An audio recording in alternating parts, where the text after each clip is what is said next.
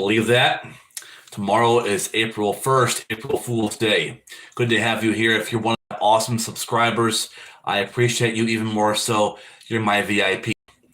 You know, there are still atheists who try to use the argument or manufacture the argument that Jesus Christ never really existed, that he is a fabrication, a myth made up by the early Christians.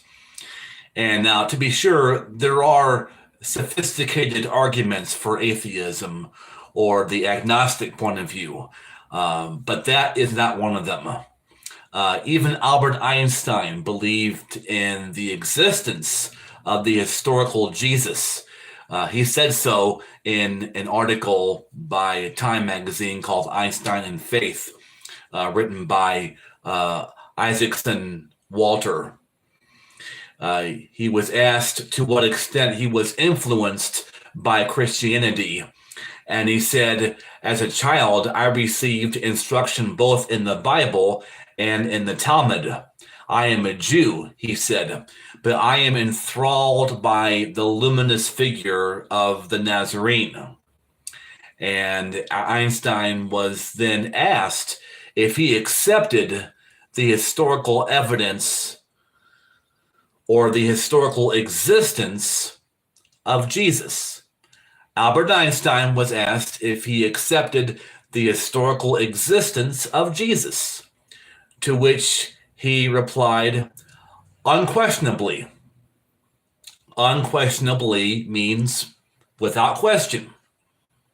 He said, no one can read the Gospels without feeling the actual presence of Jesus. So that is not to say that Einstein was a Christian. He was not a Christian. And he had his own idea of God. He believed in Spinoza's pantheistic perspective on God.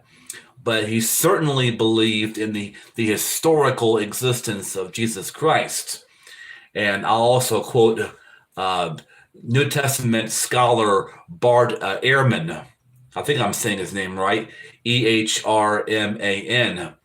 When it comes to Jesus, he said, with respect to Jesus, we have numerous independent accounts of his life in the sources lying behind the Gospels and the writings of Paul, sources that originated in Jesus's native tongue, Aramaic, and that can be dated to within just a year or two of his life before the religion moved to convert pagans in droves.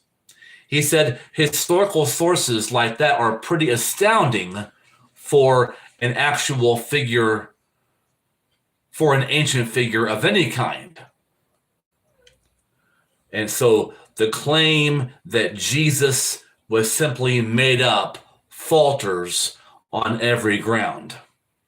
And that is coming from a man who is described as an atheist agnostic, which I suppose means that he does not believe in the existence of God, but he's not sure whether or not there is a God. But he has a lot of criticism for Christianity as a religion. But here's a man who has no stake in supporting the historical Jesus. He's not a Christian or even a theist. He's not a pastor or evangelist. He has no monetary motivation to promote the historicity of Jesus Christ. And yet he says that the claim that Jesus was simply made up falters, doesn't work on every ground. So this is important to bring up now as we go towards Easter, because during the Christian season of Lent and Easter, there are inevitably, those atheists or agnostics that want to dredge up these tired, tedious, old, pathetic ideas that Of course, Easter is a false religion. Of course, you should abandon Christianity because there never was a Jesus. It's false. And Albert Einstein and Bart Ehrman certainly had no personal or monetary need to promote Jesus. Neither of them were Christians or pastors or evangelists or seminary professors. And yet both of them, highly intelligent, said, yes, there is significant evidence for the historical existence of Jesus. So thank you for watching. And if you're a believer, keep the faith. If you're an atheist, get a clue.